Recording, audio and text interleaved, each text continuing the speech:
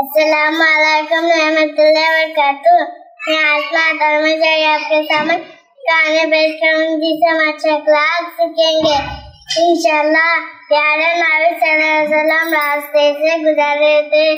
एक बूढ़ी औरत आके आप पर कचरा डाल दी। प्यारे नबी सल्लल्लाहु अलैहि वसल्लम साफ करते हुए चले गए। रोज रोज से ही मिला था। फिर एक दिन क्या हुआ, बूढ़ी औरत नजर नहीं आई, दूसरे दिन भी नजर नहीं आई।